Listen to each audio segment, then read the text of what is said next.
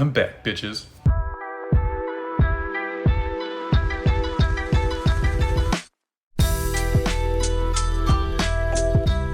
What is up, YouTube? Fenarok is back and better than ever. But first, I would like to apologize for the long hiatus. Due to some personal events, I needed to take some time away from making videos and just work on myself just a little bit, but I am here now and I'm ready to tear some shit up. Now, first things first, this video will be a little different from the ones that I've made in the past. A few months ago, my beautiful fiancé and I decided to watch the DC show Swamp Thing. We ended up enjoying it a lot better than we thought we would, in all honesty. And I decided that I wanted to make that my comeback video, just drawing that character, but with a little bit of a twist. I wanted to also just take time breaking down aspects of the show and kind of discussing what I thought about it. A video commentary, if you will. If you simply just came here to watch a time-lapse video of me just making another smexy drawing, then feel free to mute the video and enjoy from there. My feelings will not be hurt.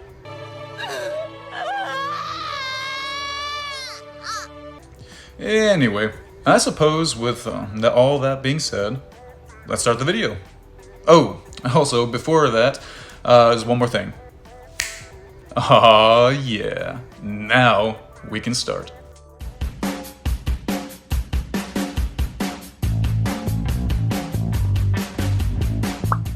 So, before getting to the actual assessment, a little bit of a disclosure here. I feel it is important to mention that the show consists of just the one season and the one season only. Unfortunately, because it was originally debuted on the DC's failed streaming service, it was quickly canceled pretty much after the first episode aired, despite honestly being very well received by critics and viewers. In fact, if the CW hadn't picked up the broadcasting rights later on, we may not have even gotten the chance to see it the full season entirely. And unfortunately, they have no intentions of picking it up, as I previously stated right there, for a second season. So if you do decide to watch this show, and I highly encourage that you do, just keep in mind that there's most likely not going to be a continuation to the story. Now, the story primarily follows the character by the name of Abby Arcane, who works within the CDC and is sent to her childhood home of Murray, Louisiana in regards to a potential biological outbreak that was spreading among the populace. A little fun fact, Murray, which is a fictional place in Louisiana, is actually named Murray because it's French for swamp. You get it? Because it's surrounded by a swamp in the show.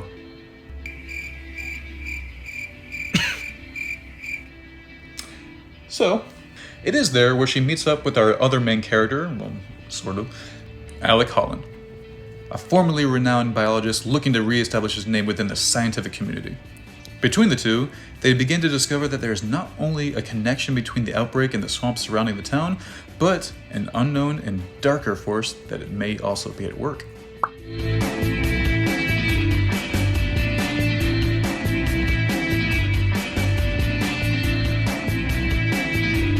So at this point, I am going to be saying that there is going to be pretty heavy spoiler territory.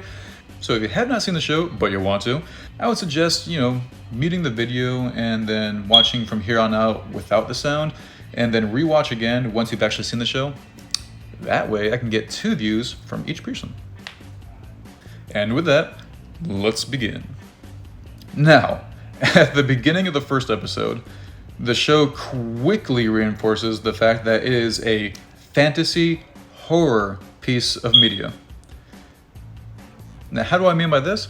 Well, it starts out with 3 people just going inside of a boat through the swamp and then just instantly being swarmed by vines left and right, as one of them just ends this one guy being impaled mid-air as the other vines start to consume around him. And none of that cutaway bullshit either. You see this dude's life just go straight to the game over screen. And throughout the show, this kind of remains a constant thing. The creators were not afraid to have graphic scenes in this show. We see things like a person getting shot in the chest and stomach with a shotgun like a piece of human Swiss cheese. We see somebody dying from vines and foliage just protruding from every orifice, just like a chia pet from hell. And then we see a man going on an operating table, having vines just tear his flesh apart from the inside, whipping around the room and then moving him around like a freaking meat puppet, while also having that same guy's daughter witness the event and possibly just scarring her for life. And that was all within just the first episode. Now, after Abby and Alec meet, the two discover that the contagion that is affecting the townspeople is actually a natural mutagen that grows within the swamp, but was being intensified by an accelerant being dumped into the waters. Over the course of the episode, we see them begin to bond and then learn of each other's past. Alec confessing how he wanted to be known for his work and the influences that it would bring, to the point where he would falsify data to try proving the hypothesis that he knew would be correct. And how he'd forgotten his passion for discovery and just lost his way in the whole pursuit of fame. Abby, on the other hand, explains how she was blamed for the death of her childhood friend who died long time ago when they were in high school, and how she blames herself as well, driving her to leave the town and just pursue a career in the CDC that would help her save other people, almost as atonement for her sins.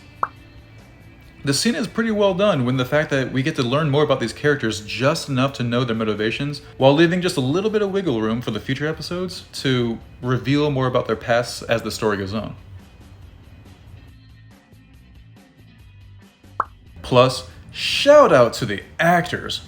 Crystal Reed and Andy Bean, they work really well together, showing the chemistry between the two characters, shifting back and forth between playful and flirtatious vibes into a more like somber, silent, empathetic kind of understanding of each other. And then Alec Holland dies. I'm not even kidding. He dies in the first episode. Anybody who knows the character of Swamp Thing would see this already. I did, but I honestly didn't know it was going to happen within the first episode either, so it kind of threw me back a ways as well. When we see him die in the swamp and then being transformed into the title of the show.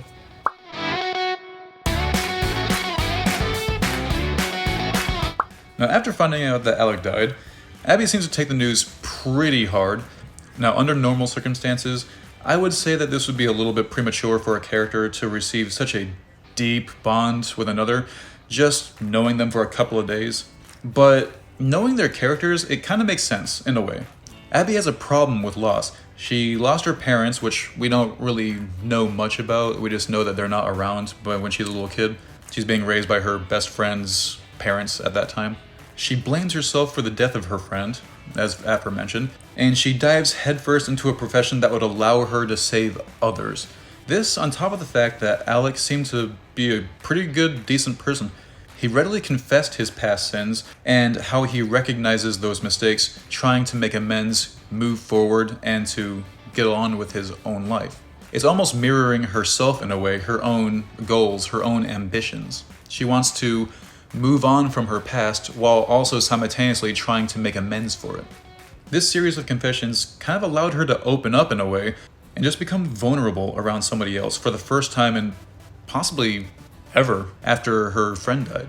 Then suddenly having that same guy just being taken away. No holds barred, just out of the blue.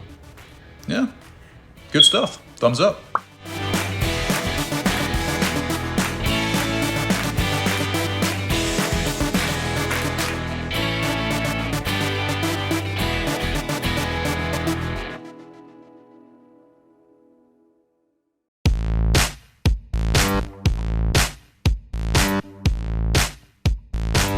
Now, over the course of the season, we are introduced to new characters who, surprisingly, get their own stories and arcs as well. We have Avery Sutherland, who acts as the main antagonist and also the father of Abby's childhood friend who died. We don't really see his whole deal with that and everything. It was, granted, it's been 10, 15 years since that happened, but that's not his main focus in his story. But we do discover, though, that he's the one who's been dumping the accelerant into the swamp in an attempt to grow more natural resources, profit from them, and then trying to compensate for those financial losses that he's been going through over the years. And then, slowly but surely, trying to cover up as the seams start to unravel. One of which, ordering the death of Alec Holland.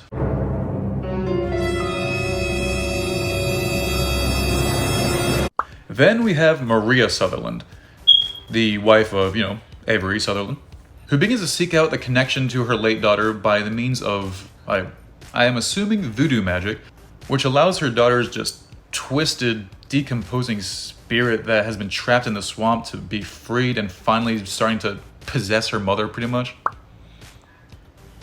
Her arc's kind of like a little bit sprinkled in here and there within the season, so it doesn't get that much time to grow that much.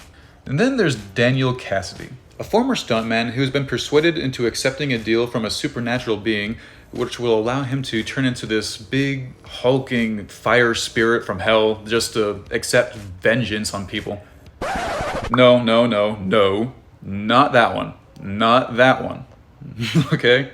Cannot be more abundantly clear, not that one. This actually leads him to becoming the Blue Devil, which, as the show so subtly shows you. And then my personal favorite, Dr. Jason Woodrue, a brilliant botanist with slight social issues, and discovers the medicinal properties between Swamp Thing's biology, and then just kind of devotes a lot of his time to capturing him so that way he can try healing his wife who is suffering from Alzheimer's, which is honestly kind of a sad but sweet kind of relationship between the two. Now, while I do appreciate the supernatural angle that they introduced into the story, at times it can feel a little bit clunky, a little bit forced. Specifically where the portions were showing the spirit of Abby's childhood best friend, just kind of acting as a side villain. I appreciate that it expands on Abby's past, kind of giving a little insight to what really happened and allowing Abby to have a little bit of a modicum of closure later on. But the arc itself just feels a bit rushed as it's kind of having to share the same screen time with other main stories going on. You can tell it wasn't the main focus. It definitely seemed like it was supposed to be a main focus later on at some point, maybe. But overall, it just seemed like it wasn't fleshed out as much as it could have been. And that's no fault to the show neither, since originally the show was supposed to be scripted to having a 3-season arc. But once they were told that they could pick it up again and were told that they were only able to finish the 1 season, and having to change it from originally being 12 episodes for the season to having 10 episodes for the season. So obviously changes needed to be made. That's not to say that the supernatural angle doesn't work for the show neither though. I honestly really liked how they showed the little small bayou town of Marais kind of feeling a part of a much bigger world. What do I mean by that? Well, usually in town settings where like it's just like a small little area and all that for like stories, you don't really get to see them having very much of an awareness of the outside world very much. Like in Smallville, obviously there's the town of Smallville, and of course like when you go out later on there's Metropolis and everything, but you don't really feel like there's that much going out on the world around it. You just know there's Smallville, there's Metropolis. That's pretty much it. But when Daniel is talking to the man who put him into this binding contract, we're given a glimpse of the much larger world in the DC movies that they haven't even touched on yet. That being the supernatural realm that kind of lurks around in the shadowy background, away from the main characters of the Justice League, and it kind of annoys me that they are not going to be able to expand on it a little bit more. At least not in the interim right now. I could keep going on and on into the other episodes of the season, but I think I'm just gonna leave it a little bit from there. I kind of want to keep this short a little bit, this video. I don't know how it's going to be received or anything like that, and it's my first time trying to kind of do this kind of thing. I would love to do more in the future, but let me know what you guys think down below. Yeah, love to be able to get your guys' feedback if I could touch on things a little bit more or anything like that about the actual show itself, or what you think about the actual show itself, if you've already seen it, of course.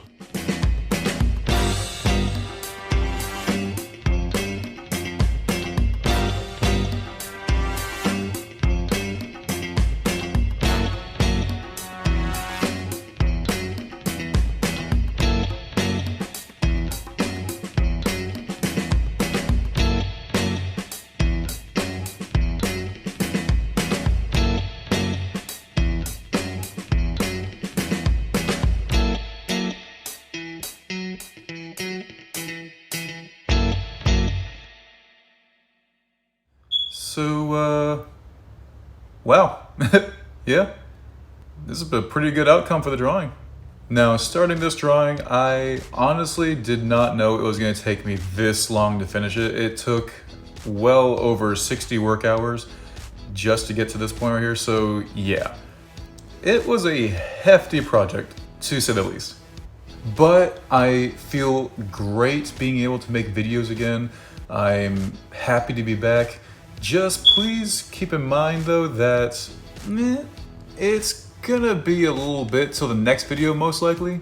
Unfortunately, these drawings do take quite a bit to draw, so it might be a little bit before the next video here there. Who knows, maybe I'll try coming up with some other video ideas that will be a little less time consuming, to say the least. So yeah, just stay tuned for the next one, I suppose.